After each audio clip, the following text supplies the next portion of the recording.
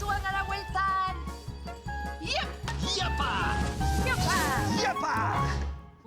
Potx, nerea oso zarre zegoen. Bai, egia da, baina izo, nork esango zuen gauza itxusi hori sari bat izango zenik, Batek daki, badakizu ingeles hauek oso raroak dira. Nik nahiago nuke txorizo gitarreteko bat zer gisa. Baita nik ere. Aizu, baina orain zerbait asmatu beharra dugu. Zuko goan alduzu nolakoa zen saria?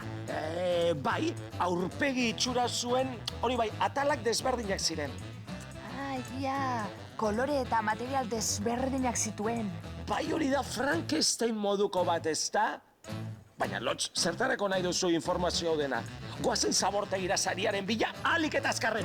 Ertzetze, Potx, ez da beharrezkoa izango. Guk egingo dugu enararen sariaren erreplika bat. Guk? Nola? Horan txikusiko duzu. Az gaitezen! Balenengo materiala aterako. Atera! Azken urtean, eskulan ugari egin ditugu osabaren tailerrean. Material eta tresna desberdinak erabili ditugu eta eskulan hauetako soberakin guztiak gordetzen joan gara poliki-poliki. Gaur, soberakin hauei beste bizitza bat emango diegu. Aurpegia osatuko duten materialak aukeratu ostean, hauei forma eman behar diegu. Begiak, bekainak, belarriak edo sudurra sortu beharko ditugu. Behin atal guztiak izan da, itsatsi egin beharko ditugu. Ondo pentsatu non jarri behar duzuen atal bakoitza.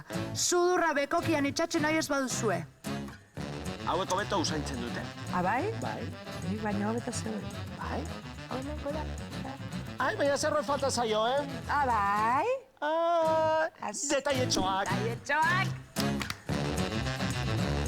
Izaskuneratza daukam. Bizkotxo, agian bera izpada. Eta zer gelditzen zaigu Potx, amaitzeko? Ai, oinarria. Azken pausoa, sariaren oinarria egitea izango da.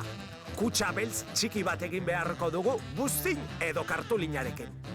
Guk pazientzia gutxi dugunez, kartulina aukeratu dugu.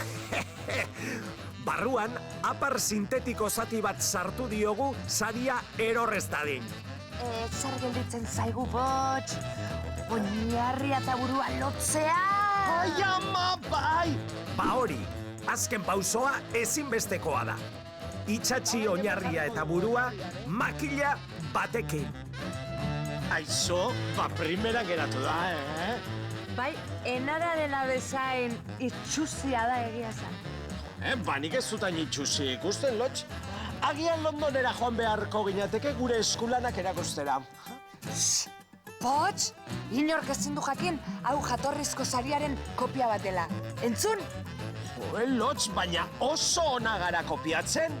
Munduak eskubidea du gu bezala kopia artista ezagutzeko. Potx, erreplikek ez dute horrela funtzionatzen. Nereari bakarrik esango diogu. Ados? Ados. Ara, ate magikoa. Hartu saria eta guazen. Guazen, Lotx! Iepa! Iepa! Iepa! Iepa! Itzuli gara!